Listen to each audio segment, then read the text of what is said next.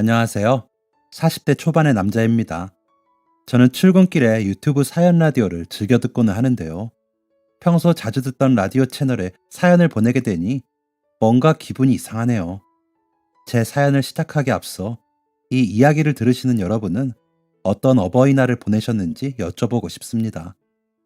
저는 30대 후반이 될 때까지 어버이날을 그저 그런 날로, 별 의미 없는 날로 보내곤 했어요. 부모가 없다는 이유는 아니었습니다. 부모가 있는데도 그랬죠. 정말 불효자와 다름없어 보이는 저에게도 나름의 이유는 존재했습니다.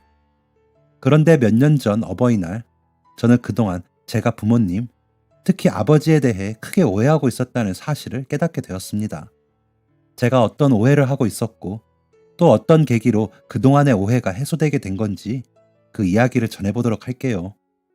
저의 아버지는 고등학교 교사셨습니다. 그리고 참 좋은 분이셨어요. 어린 나이에도 이런 선생님만 있다면 모든 학생들이 행복하겠다 라는 생각을 할 정도였죠. 하지만 제가 생각하기에 아버지는 좋은 아버지상은 아니었습니다. 아버지가 훌륭한 교육자이셨다는 건 부정할 수 없는 사실이지만 좋은 아버지는 아니었던 거죠. 물론 그렇게 생각한 데는 다 이유가 있었습니다. 우선 어머니는 양친 모두 살아계신 집안에서 사랑을 듬뿍 받으며 자라셨습니다. 딸이 귀한 집안이라 모든 집안 어른들의 사랑을 독차지하셨다고 하죠.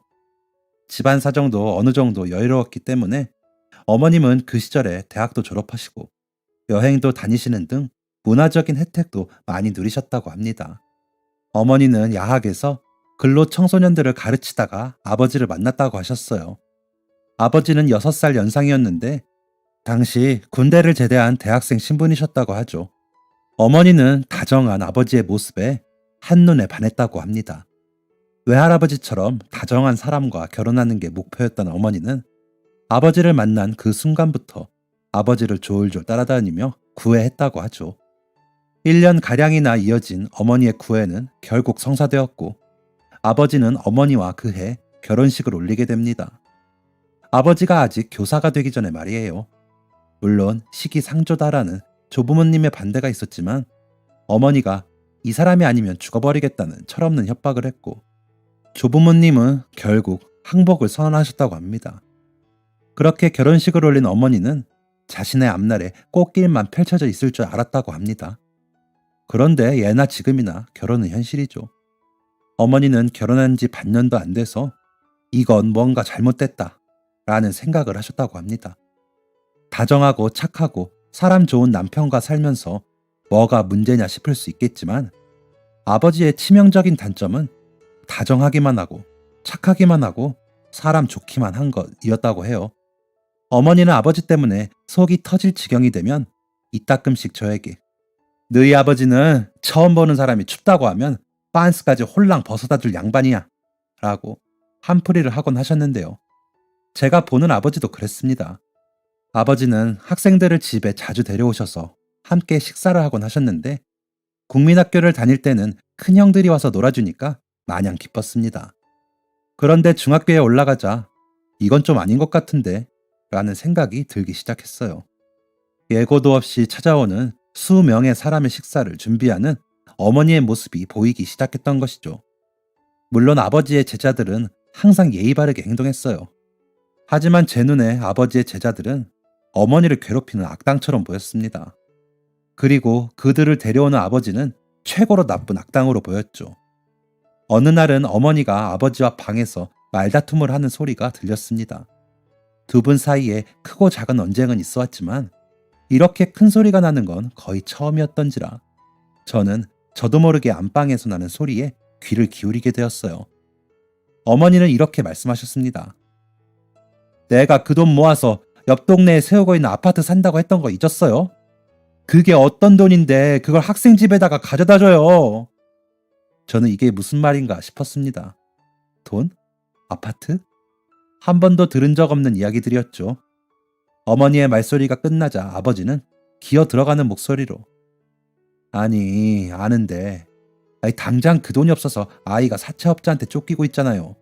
그 어린애가 뭘 안다고. 우리는 그래도 누울 집 있고 먹을 음식 있으니까 라고 말씀하셨습니다.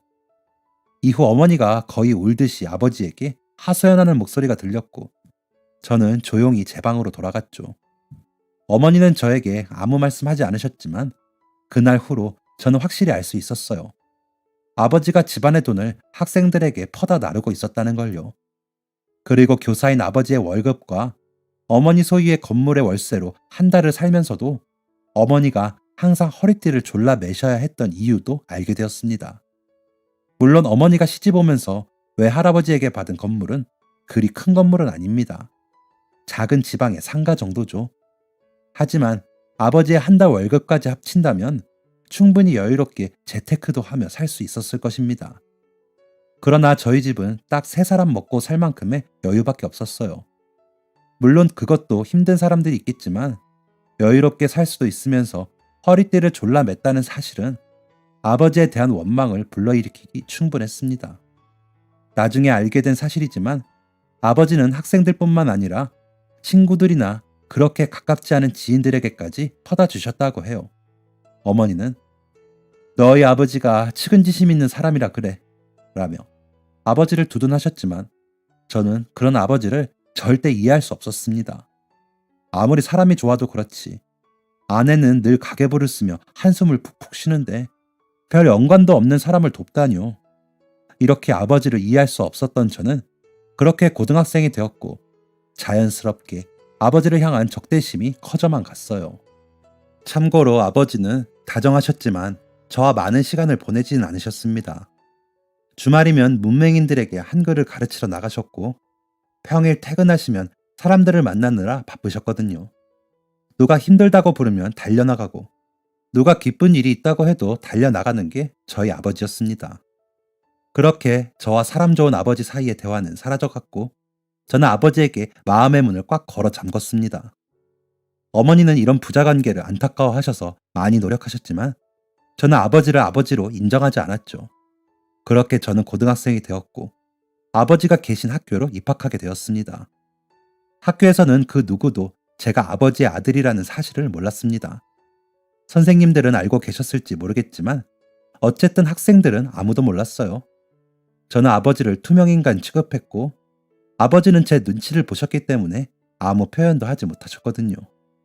그런데 한 번은 살 얼음판을 걷는 것 같던 부자 사이에 확실한 균열을 만드는 일이 생겼습니다.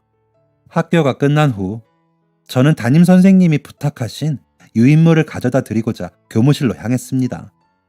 교무실은 퇴근 준비로 바쁜 선생님들로 북적거리고 있었어요. 아직 담임 선생님이 자리에 들어오지 않으신 상태라 저는 멀뚱히 서서 선생님을 기다리고 있었습니다. 그런데 저희 반 양아치가 아버지 자리로 가는 게 보였어요. 저는 흘끔흘끔 아버지 쪽을 보고 있었기 때문에 그 양아치가 선생님 쪽으로 향하는 것을 주의 깊게 살펴보았습니다. 양아치가 울상인 얼굴로 아버지에게 뭐라 이야기하는 게 보였고 아버지는 또다시 사람 좋은 얼굴과 걱정스러운 표정으로 양아치의 어깨를 두드려 주셨습니다. 그러면서 가방에서 꺼낸 무언가를 양아치에게 주는 게 보였어요. 그게 무엇인지 제대로 보이진 않았지만 아마 현금이었던 것 같습니다. 저는 그저 한숨을 푹 내쉬며 또 저러시네 라는 생각을 했죠. 마침 그때 담임 선생님께서 들어오셨고 저는 유인물을 건네드린 채 양아치와 거의 동시에 교무실을 빠져나왔습니다. 그런데 그때 울상이었던 양아치의 얼굴이 확 펴지는 게 보였어요. 그러면서 걔가 교무실 앞에서 기다리던 친구에게 야, 거봐. 우리 공주한테 조금만 감성팔이하면 바로 용돈 쥐어준다니까 라며 지폐 2장을 팔랑팔랑 흔들거리는 모습을 보았습니다. 저는 그 자리에서 주체하지 않고 물었어요. 야, 공주가 뭔 뜻이야? 양아치는 제 목소리가 들리자 그제야 제 존재를 확인했는지 의아해하며 되물었습니다. 뭐야, 너 공주가 뭔 뜻인지 몰라? 저와 그놈은 평소에 제대로 된 대화를 한 번도 해본 적이 없었기 때문에 양아치와 말을 섞는 것 자체가 어색했지만 저는 계속해서 캐물었습니다. 뭔 뜻인데? 정말 공주의 뜻을 모르는 제가 우스웠는지 양아치는 깔깔거리며 웃다가 제게 한마디를 던졌습니다. 공용주머니잖아, 공용주머니. 좀만 털면 돈이 나온다고 해서 공용주머니. 너도 용돈 떨어지면 공주한테 용돈 받아서 써라. 아주 쏠쏠하다. 이 말을 들은 저는 눈앞이 노래지는 기분이었습니다. 한숨 쉬는 어머니, 눈치 보는 아버지, 또 양서방 때문에 적금 깼냐는 외할머니의 목소리까지. 그동안 제가 겪어왔던 모든 일들이 눈앞을 스쳐 지나가더군요.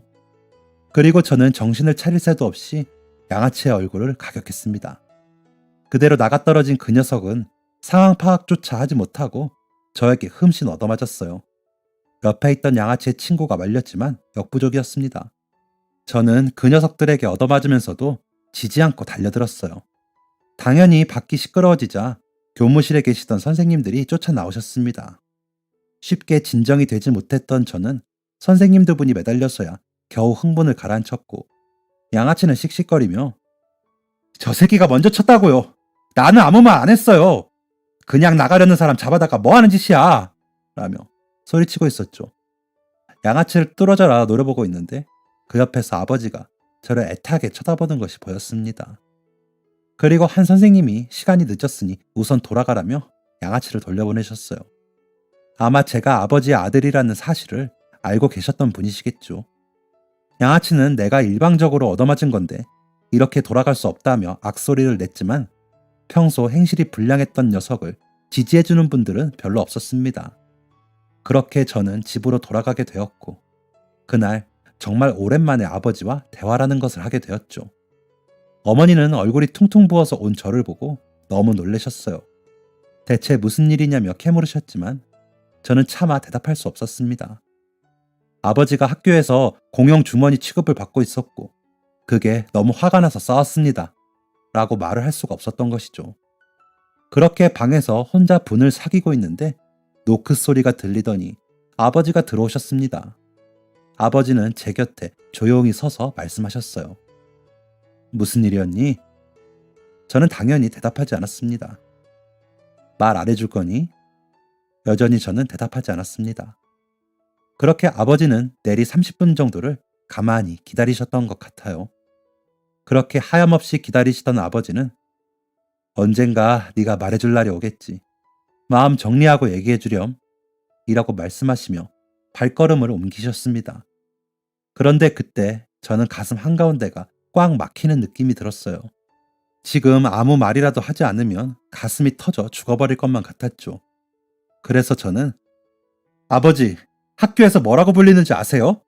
라고 소리쳐버렸습니다.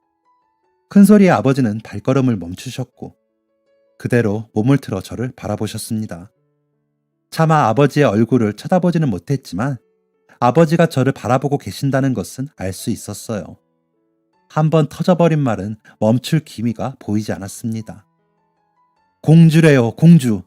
아버지한테 공주라고 했다고요. 그게 무슨 뜻인지는 아세요? 공용주머니래요. 공용주머니! 저는 이제 슬슬 멈춰야 한다는 사실을 알고 있었음에도 아버지를 향한 외침을 멈출 수가 없었습니다. 저는 여전히 아버지의 얼굴을 바라보지 못하며 소리쳤어요. 좀만 건들면 돈이 나온 데서 공용주머니래요.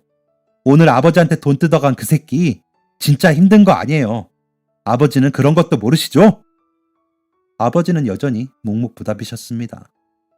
제발 아버지가 무슨 말이라도 해줬으면 좋겠다고 생각해서 고개를 살짝 들었는데 놀랍게도 아버지의 표정은 평온해 보였습니다.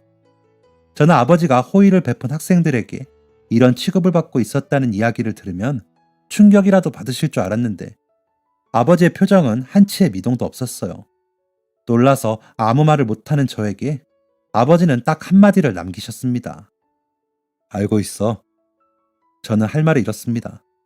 그 양아치가 정말 힘들어서 돈이 필요한 게 아니란 걸 알면서도 돈을 건네주었다는 사실을 납득할 수가 없었어요. 그 녀석, 어머니가 많이 편찮으신데 약사 갈 돈도 없다고 했다. 그런데 그 녀석, 어머니 안 계셔. 저는 여전히 멍하게 아버지를 바라보았습니다. 그리고 공주라고 불리는 것도 공주가 무슨 뜻인지도 알고 있었다. 생각했습니다. 대체 왜? 왜 다 알면서까지, 왜 이런 수모를 겪으면서까지, 어머니와 나를 이렇게 고생시키면서까지 학생들을 돕는 거지? 왜 남들을 못 도와서 안달인 거지? 라는 생각이었죠. 이후로 저는 아버지에 대한 일말의 기대를 내려놓았습니다. 예전이라면 아버지를 미워하면서도 아버지의 인정과 관심을 받았을 텐데 이젠 그 어떤 노력도 하지 않았어요. 그렇게 저는 대학생이 되었고 타 지역으로 대학을 가면서 부모님과는 거리를 둘 수 있게 되었습니다. 가끔 어머니와 전화통화를 하면 어머니는 아버지한테도 연락드리고 그래라. 너 많이 걱정하신다. 라고 말씀하셨지만 저는 네. 라고 대답할 뿐 아버지를 찾지 않았습니다. 대학을 1년 다닌 뒤 군에 입대하니 정말 아버지와는 거의 접점 없이 지낼 수 있게 되었어요. 그런데 어머니가 면회를 오겠다고 하셨던 그날 저는 갑작스러운 상부의 부름을 받고 달려갔습니다. 왜인지 모를 불안감에 떨리는 손으로 문을 열었는데 저는 충격적인 이야기를 들었어요. 바로 저를 찾아오던 어머니가 갑자기 쓰러지셨고 지금 병원으로 이송되셨다는 것이었죠. 게다가 현재 아버지와는 연락조차 안 되는 상황이었다고 했습니다. 하필 제가 군대에 있었을 때 평생 잔병 치레 한 번 안 하셨던 어머니가 쓰러지시다니 눈앞이 어질했지만 저는 부대의 배려로 어머니를 찾아뵐 수 있었습니다. 응급실에 누워 계시는 어머니의 상태는 생각보다 심각했어요. 병원에서는 뇌에 문제가 생긴 것 같다며 정밀 검사를 이야기했고 검사 결과에 따라 조금은 위험한 상황이 생길 수도 있다는 이야기도 했습니다. 저는 믿을 수 없었습니다. 그러면서 또다시 아버지를 향한 분노가 차올랐어요. 어머니가 이 지경이 될 동안 아버지는 대체 왜 연락도 없는 건가 화가 났죠. 결국 아버지는 어머니의 검사가 모두 끝날 때까지 나타나지 않으셨습니다. 어머니는 뇌졸중, 우리가 흔히 말하는 중풍이셨어요. 의사는 조금만 늦었더라도 어머니가 눈을 뜨지 못하셨을 거라는 끔찍한 이야기도 했죠. 어머니는 간신히 눈을 뜨셨지만 이후로 말하는 것도 제대로 하지 못하셨고 식사를 하시는 것도 걸으시는 것도 혼자서는 제대로 못하셨습니다. 어머니가 호전될 방법은 없었고 재활치료를 통해 관리를 하는 것밖에 답이 없었어요. 당시 저는 군인 신분이었고 어머니를 돌볼 사람은 아버지밖에 없었습니다. 하지만 어머니가 검사를 받고 정신을 차리실 때까지 강간무소식이었던 아버지를 믿고 어머니를 맡길 수가 없었어요. 살아오는 동안 저에게 아버지의 신뢰도는 바닥이었기 때문이었죠. 그래서 저는 아버지에게 아버지가 어머니 간병을 하기는 힘들 것 같으니 어머니는 요양원에 의탁하는 게 어떨까요? 요즘엔 전문가들이 케어하는 게 더 좋다고 하네요. 라고 이야기를 했죠. 아버지는 그래도 가족이 곁에서 돌보는 게 낫지 않겠니? 라고 말씀하셨지만 저의 완강한 요구에 별다른 말씀을 하지 못하셨습니다. 아마 아버지도 어머니가 쓰러지셨던 당시 연락이 닿지 않았던 부분에 대해 죄책감을 가지고 있으셨던 것 같았어요. 저는 아버지에게 아버지 월급으로 요양원비를 대시라고 할 생각은 없어요. 어머니 건물에서 나오는 돈으로 요양원비는 충당하면 되겠네요. 그건 제가 해보도록 할게요. 라며 조금은 날카롭게 이야기를 했죠. 그런데 이 이야기를 들은 아버지의 표정이 다소 이상했습니다. 얼굴이 새하얘진 아버지는 안절부절 못하시는 것처럼 보였죠. 뭔가 이상한 낌새를 느낀 저는 아버지를 캐묻기 시작했습니다. 아버지의 입에서 나온 말은 정말 충격적이었습니다. 아버지가 제자에게 크게 사기를 당했고 그로 인해 어머니의 건물을 날리게 되었다는 것이었어요. 저는 이 소식을 곧장 조부모님께 알렸습니다. 사실 그동안 연로하신 두 분이 너무 큰 충격을 받으실까봐 어머니가 쓰러지셨던 사실을 숨기고 있었어요. 아니나 다를까 어머니가 중풍으로 쓰러지셨고 아버지 때문에 어머니의 건물이 날아갔다는 소식을 들은 두 분은 내 딸 데려다가 평생 고생만 시키더니 결국 이런 사달을 냈다라며 크게 노하셨습니다. 당장 어머니를 모시고 가겠다는 두 분에게 제가 전역할 때까지만 잘 부탁드린다는 말씀을 드리고 아버지와 그렇게 연을 끊었습니다. 아버지는 죄인의 모습으로 고개만 푹 숙인 채 아무 말도 하지 않았어요. 전역한 후 어머니를 뵈러 갔을 때 다행히도 어머니는 조금 호전된 모습이셨습니다. 그런데 가끔 조심스럽게 아버지를 찾으셨어요. 저는 평생 어머니 고생만 시킨 아버지를 보고 싶으세요? 라는 말이 목구멍까지 차올랐지만 꾹 참고 아버지의 근황을 수소문하기 시작했습니다. 가장 먼저 아버지가 재직 중이시던 학교를 찾았어요. 그런데 학교에서는 아버지가 갑자기 일을 그만두셨다고 하더군요. 금방 아버지를 찾을 수 있으리라 장담했던 것이 부끄러워질 정도로 아버지의 행방은 묘연했습니다. 그렇게 5년 정도가 흘렀을까요? 아버지를 찾은 것은 아주 의외의 꽃이었습니다. 아버지는 노숙인으로 살고 계셨어요. 아직도 허름한 옷을 입은 채 빗어지지 않는 머리를 애써 빗으시던 아버지의 모습이 선명합니다. 노숙인 센터에서 마주친 아버지는 저를 보시곤 고개를 돌리셨어요. 저는 곧장 아버지에게 다가가 정년도 남으셨으면서 갑자기 일도 그만두시고 대체 어쩌자는 겁니까? 당장 저랑 같이 돌아가요. 라며 아버지의 팔을 당겼습니다. 하지만 아버지는 제 팔을 뿌리치시면서 내가 무슨 면목으로 거길 가나. 애초에 없는 아비라고 생각했던 거 그냥 평생 잊고 살아라. 라고 말씀하셨죠.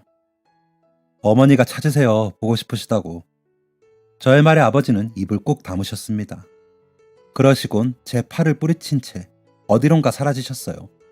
저는 멍하니 아버지의 뒷모습을 쳐다만 보고 있었습니다. 아버지가 사라지자 제 주변으로는 다른 노숙자들이 몰려들기 시작했어요. 자네가 양 선생 아들이구만. 아들 자랑을 어지간히 하더니 정말 훤칠하네. 저를 세워두고 이야기하는 걸 한참 동안 듣고 있는데 아니 이런 아들이 있으면서 도대체 왜 노숙을 하는 거야? 자네 그 말 못 들었나? 양 선생 인생도 정말 기구해. 라는 말은 제 귀를 쫑긋 세웠습니다. 아버지의 인생이 기구하다고? 한 번도 아버지의 인생에 관심을 갖지 못했던 저는 처음 듣는 이야기에 자연스레 집중하게 되었습니다. 결국 그날 저는 노숙인 분들에게 아버지의 인생 이야기를 전부 듣게 되었어요. 소주 한 병을 가운데 두고 타인의 입을 통해 들은 아버지의 이야기는 정말 기구했습니다. 왜 아버지를 양 선생이라고 부르시는 겁니까? 아이, 그 양반이 갑자기 여기에 나타나더니 우리한테 한글을 가르쳐 주는 거야. 아직도 여기에는 한글을 못 깨친 양반들이 많거든. 그럼 아버지 인생 이야기는 어떻게 듣게 되신 겁니까? 아무리 양 선생이 한글을 가르쳐 준다고 해도 여기 있는 인간들 중에 한글을 배우고 싶어하는 양반이 있겠어? 그냥 술 한 잔이나 더 얻어오라고 하겠지. 게다가 때깔 좋은 인간이 오면 우선 꼴 보기 싫어하는 게 이 바닥이야. 이런 상황에서 양 선생이 뭘 할 수 있었겠어. 사람들 관심 좀 끌어보겠다고 자기 인생 이야기를 하기 시작한 거지. 노숙자들 사이에서도 가르치는 걸 포기하지 않았던 아버지가 아버지답다고 생각하면서 뒤이어 듣게 된 말은 충격적이었습니다. 사실 배울 만큼 배운 양반이 무슨 험한 인생을 살았겠느냐 하면서 의심했는데 아우 그 양반 만만치 않게 살았더만. 어떤 인생이었길래. 그런데 자네 양 선생 아들 아닌가? 얼굴 보면 누가 봐도 판박인데 왜 이렇게 자기 아버지를 남보듯이 해? 저는 그럴 만한 사연이 있다고 대충 얼버무렸고 소주 한 병을 더 까며 아버지에게 무슨 일이 있었던 건지 다시 한번 물었습니다. 에휴, 그 뭐냐. 어릴 때 아버지한테 많이 맞았대. 어머니는 집 나간 지 오래였고. 그런데 여기 있는 인간 중에 이 정도 사연 없는 사람이 없지. 그런데 양 선생은 좀 심했어. 아버지한테 여러 번 죽을 뻔했더라고. 옛날에 쓰던 빨래 몽둥이 아나? 그 두꺼운 걸로 머리통을 사정없이 맞았었나 봐. 어릴 때부터 그런 일을 겪었는데도 삐뚤지 않게 자란 게 참 대단하지. 저는 믿을 수가 없었습니다. 저는 단 한 번도 아버지가 화를 내거나 욱하는 모습을 본 적이 없었거든요. 아버지에게 그런 과거가 있었을 줄이야. 한 번은 내가 왜 선생이 됐느냐고 물어봤어. 그리고 왜 여기까지 흘러와서 굳이 한글을 가르치려느냐고 물었지. 저는 어느새 침을 꿀꺽 삼키며 노숙인의 말에 귀를 기울이고 있었습니다. 그 양반 중학교 올라갈 때까지 한글을 몰랐대. 소학교 다니던 시절에 선생 쫓아다니며 묻기도 했는데 부모도 없는 놈이 머리도 나쁘다며 구박만 받았다고 하지. 동무들도 엄청 놀려댔나 봐. 서름도 많이 당한 것 같았어. 또 아버지한테 흠씬 맞으면 학교를 못 갔으니 공부도 따라가기 어려웠다고 하고. 그런데 공부는 하고 싶었는지 중학교까지 가서는 아득바득 한글을 깨쳤다나 뭐라나. 노숙인은 마지막 남은 소주를 한 입에 털어넣더니 저를 빤히 쳐다보았습니다. 저는 서둘러 새 소주의 뚜껑을 까드득 까고는 노숙인의 말에 집중했습니다. 그렇게 머리가 좋은 양반이 한글은 왜 혼자 못 깨쳤는지. 뭐 아무튼 그때 다짐했대. 인간이 살면서 글을 모르는 게 얼마나 서러운지 알았으니 나 같은 사람이 다시는 없게 하겠다고. 그래서 선생이 되기로 했고 여기에서도 한글을 가르치기 시작한 거고. 저는 멍하니 이야기를 들었습니다. 자네, 여기 있는 사람들 중에 글 몰라서 서러웠던 경험이 있는 사람이 얼마나 많은지 아나? 양 선생 사연을 들은 인간들은 싹 다 한글 공부를 하기 시작했어. 저는 이어서 아버지가 한글을 알려준 덕에 글을 몰라서 사기당했던 사람, 평생을 열등감에 빠져 살던 사람들이 다시 살아갈 용기를 얻고 노숙인의 삶을 청산하기도 했다는 이야기를 듣자 그동안 제가 생각했던 아버지의 모습이 전부가 아닐 수 있겠다는 생각을 하게 되었습니다. 아, 양 선생이 자기 이야기는 다 했는데 딱 하나 이야기 안 한 게 있다. 흥미로운 이야기에 저의 눈이 반짝이자 노숙인은 제 눈을 똑똑히 보며 한마디를 남겼습니다. 가족 이야기, 왜 여기까지 흘러들어왔는지는 정말 단 한마디도 안 했어. 그런데 우리는 딱 보면 알아. 그거 귀해서 말 못하는 거야. 차마 입 밖으로 내는 것도 미안해서 말을 못하는 거지. 우리가 여기 있다고 가족이 없겠나? 아마 반은 가족들한테 미안해서 도망친 사람들일걸. 저는 이 이야기를 듣자마자 감사합니다 라는 말 한마디를 남긴 채 서둘러 자리를 떠났습니다. 그리고 아버지를 찾기 시작했어요. 제 마음속에는 이 모든 이야기가 사실인지 아버지의 입을 통해 들어야겠다는 생각이 자리를 잡고 있었습니다. 하지만 저는 이후 아버지를 한 번도 보지 못했습니다. 무려 10년 동안이나요. 그 사이 조부모님은 세상을 떠나셨고 저는 작은 스타트업의 사장이 되었습니다. 그리고 어머니는 꾸준히 아버지를 찾으셨죠. 한 번은 어머니에게 허심탄회하게 물었습니다. 대체 아버지를 왜 그렇게 찾으시냐고요? 아버지 때문에 맨날 고생만 하시고 답답해 하시지 않으셨냐고요. 그런데 어머니는 어눌한 말투로 저에게 이렇게 말씀하셨습니다. 너의 아버지가 세상 물정 모르고 마냥 사람 좋은 사람이기만 했지만 나는 그거 보고 결혼한 거야. 물론 시집온 당시에는 후회도 많이 됐지. 그런데 어떻게 하겠어. 내가 선택한 사람인데. 그리고 나는 너희 아버지 사랑해. 그리고 너희 아버지도 나를 참 많이 사랑했단다. 나는 그거 하나만으로 모든 걸 극복해왔던 거야. 지금이야 사랑하는 아내를 만나 어머니의 말이 어떤 의미인지 조금이나마 깨우치게 되었지만 당시에 저는 어머니의 말의 일부도 제대로 이해하지 못했었어요. 다만 어머니를 위해서라도 아버지를 꼭 찾아야겠다는 다짐만 하게 되었죠.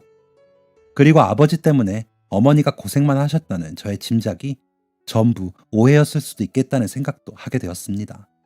어머니의 이야기를 듣고 2, 3년쯤이 지났을 때 저는 스타트업 회사 대표들의 모임에 초대를 받아 가게 되었습니다. 그리고 그곳에서 아주 우연히 한 사람을 만나게 되었어요. 장학두? 저와 고등학생 시절 주먹 다짐을 했던 양아치였죠. 저를 먼저 알아본 그 양아치는 반갑게 손을 흔들며 저에게 다가왔어요. 야, 이게 누구야? 양현승 아냐? 억지로 인사를 나눈 녀석은 꽤 성공한 스타트업 회사의 대표가 되어 있었습니다. 제 기억 속 장학두는 굉장히 질이 안 좋았기 때문에 저는 당연히 그 녀석이 제대로 된 일로 성공한 게 아니라고 지레짐작했어요. 그런데 놀랍게도 그 녀석은 환경 관련 스타트업의 대표가 되어 있었습니다. 그동안 어떻게 지냈는지 이런저런 안부를 묻고 있는데 장학두가 저에게 너 근데 양 선생님 졸업하고 나서 뵌 적 있어? 라고 물었어요. 이 녀석이 왜 아버지를 찾는지 의아해서 약간의 경계심을 품고 쳐다보니 장학두는 아니 한 2년 전인가? 동창 모임을 했는데 선생님한테 은혜 받은 애들이 꽤 되더라고. 다들 어떻게든 은혜를 갚고 싶어 하는데 선생님 행방을 찾을 수가 없네. 그래서 결손 가정이나 도움이 필요한 학생들한테 도움이 될 수 있는 재단을 하나 만들기로 했어. 라는 이야기를 남겼습니다. 쉽게 믿어지지 않는 이야기에 저는 선생님한테 무슨 은혜를 입었길래 그렇게까지 해? 라고 물었고 장학두는 내 식구가 생이별할 수도 있는 상황이었는데 선생님 덕에 온 가족이 흩어지지 않은 친구도 있었고 할머니랑 단둘이 사는 친구는 할머니 수술 비용을 못 구해서 손 놓고 있는 상황이었는데 선생님이 도와주셨다고도 하고 이 외에도 너무 많아. 특히 나도 그렇고 라는 대답을 남겼습니다. 남이었다면 선생님 참 대단하시네 라고 이야기했겠지만 저는 저도 모르게 조금은 날카로운 말투로 되물었어요. 걔네는 선생님이 그렇게 도와준 게 재단을 만들 정도로 감사하대? 날카로운 제 물음에도 장학도는 개의치 않았습니다. 당연하지. 내 가족 모두 흩어질 뻔했다던 걔 있잖아. 의사 됐어.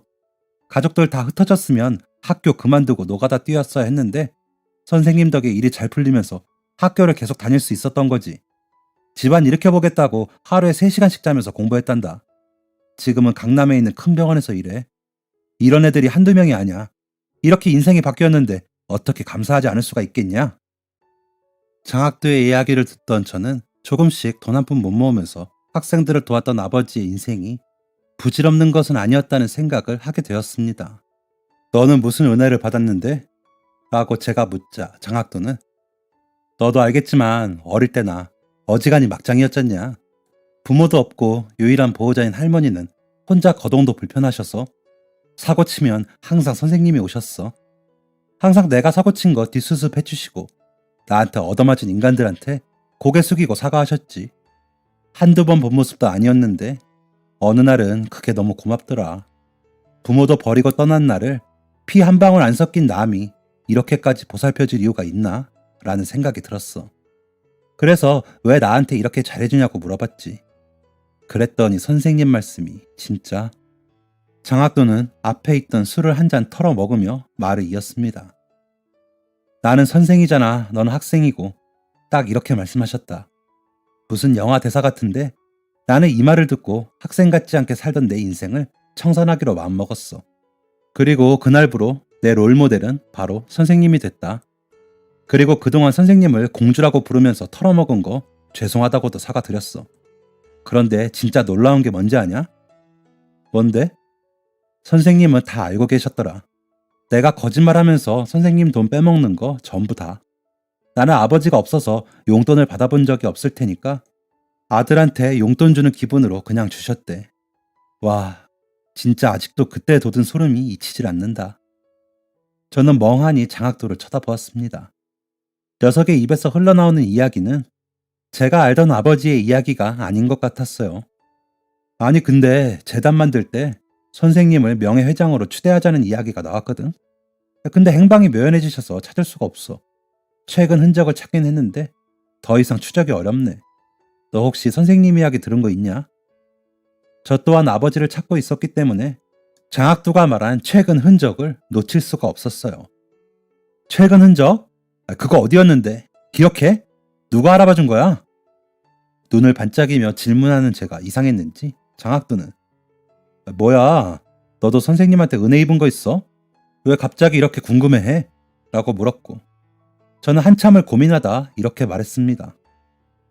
양 선생님, 우리 아버지야. 제 말을 들은 장학도는 의자가 뒤로 넘어갈 정도로 깜짝 놀랐어요. 이후로는 저와 아버지 사이에 있었던 이야기를 자연스럽게 털어놓게 되었고 장학도와 아버지의 행적을 뒤쫓기 시작했습니다. 그러던 중 아버지의 짐을 모아둔 외가댁으로 향했습니다. 아버지가 과거에 연관이 있었던 곳으로 떠나진 않으셨을까 하는 예상 때문이었죠. 저는 오랫동안 사람의 손길이 닿지 않은 외가댁에서 허름한 상자 하나를 발견했습니다. 그 상자에는 편지 봉투가 가득했어요. 그런데 한 가지 이상한 점이 있었습니다. 모든 편지에 받는 사람이 저 양현승이었던 것이죠. 뭔가 싶어서 열어보니 그 편지는 아버지가 저에게 쓰신 편지였습니다. 아버지는 매년 어린이날 저에게 편지를 써주곤 하셨다는 기억이 스쳐 지나가면서 가장 오래된 편지를 찾기 시작했어요. 아버지는 저와 대화가 조금씩 단절되었던 중학교 시절부터 집을 나가시기 전까지 매년 저에게 편지를 쓰고 계셨습니다. 그런데 유일하게 어린이날이 아닌 날에 쓴 편지가 있었어요. 아마 아버지가 집을 나가기 전 쓰신 편지로 보였습니다. 저는 떨리는 마음으로 편지를 읽기 시작했고 눈물을 숨길 수가 없었습니다. 현승아, 아버지다. 아마 이 편지가 아버지로서 너에게 쓰는 마지막 편지가 될 것 같구나. 지금은 병실에 있는 아내의 곁에서 쪽잠을 자고 있는 너에게 이불을 덮어주고 나온 길이다. 어릴 때는 작은 이불 하나로도 몸이 다 가려졌는데 너는 어느새 커버려서 작은 이불 하나로는 도무지 감싸지지가 않는구나. 너는 네가 옹알이 끝에 엄마보다 아빠를 먼저 말했다는 걸 알고 있니? 네 엄마는 아빠라고 들은 건 착각이라며 나를 구박했지만 나는 아직도 네가 아빠를 먼저 찾았다고 믿고 있단다.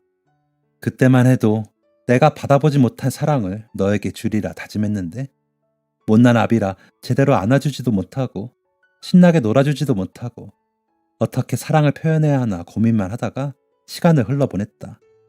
이제 나는 돌이킬 수 없는 강을 건넌 것 같구나. 너에게 정말 미안한 마음뿐이다. 내가 부족해서 좋은 아버지는 되어주지 못했지만 혹시나 정말 혹시나 네가 나를 용서하게 된다면 다음 생애에도 부디 내 아들로 태어나 주렴. 그때는 정말 좋은 아버지가 되어볼게. 자는 모습도 여전히 천사 같은 내 아들아. 못난 아비라 미안하다. 용서해다오. 편지 중간중간 흘려져 있는 얼룩은 편지를 쓰던 아버지의 심정을 대변해주는 것 같았습니다. 저는 지금까지 아버지를 쫓으며 알게 되었던 아버지의 과거, 어머니의 이야기, 그리고 이 편지를 통해 아버지는 사랑을 받아본 적이 없어서 사랑을 주는 것에 서툴렀다는 사실을 깨닫게 되었습니다. 아니, 사실 이미 깨닫고 있었던 사실을 인정하게 되었습니다. 저는 어머니를 찾아가 엉엉 울었어요. 아이처럼 한참을 울고 나니 정신이 또렷해지더군요. 저는 이후로 전국을 샅샅이 수배하며 아버지를 찾았습니다. 그렇게 8개월 정도가 지났을 때 드디어 아버지를 찾았다는 소식을 듣게 되었습니다. 무작정 아버지 앞에 제가 나타난다면 아버지는 떠나실 게 뻔했기 때문에 저는 아버지와 마찬가지로 편지를 썼습니다. 제가 그동안 아버지를 찾으며 어떤 이야기를 들었고 아버지에 대한 오해가 어떻게 풀렸는지를 진솔하게 담은 편지였죠. 그 편지를 읽지 않은 아버지는 가족의 품으로 돌아오지 않겠다고 완강히 말씀하셨다고 합니다. 하지만 장학도가 건넨 편지를 읽은 아버지는 눈물을 훔치셨고 결국 가족의 품으로 돌아오셨어요. 몇 년 전 어버이날의 말이죠. 현재 아버지는 장학도를 비롯한 학생들이 세운 장학재단의 명예회장이 되셨습니다. 그리고 어머니와 행복한 노후를 그리고 계시죠. 아직도 아버지가 돌아왔을 때 어머니가 하신 말씀이 또렷이 기억이 나네요. 사춘기는 끝났어? 저와 아버지 사이에는 오랜 시간 동안 깊어진 오해의 골이 있었습니다. 이것을 회복하는데 꽤 많은 시간이 걸렸네요. 지금의 저는 사랑을 주는 게 서툰 아버지에게 먼저 사랑을 표현하고자 노력하고 있습니다. 또 선생으로서 학생들을 진심으로 대했던 아버지의 이야기를 한 군데에 모으는 중입니다. 혹시나 나중에 기회가 된다면 아버지와 학생들 사이의 이야기를 자세히 풀어볼 수 있으면 좋겠네요. 저의 사연은 여기까지입니다. 제 사연을 소개해 주셔서 감사합니다. 모두 행복하세요. 지금까지 사연 들어주셔서 감사합니다. 사연이 재밌으셨다면 구독과 좋아요를 눌러주세요. 감사합니다. 안녕히 계세요.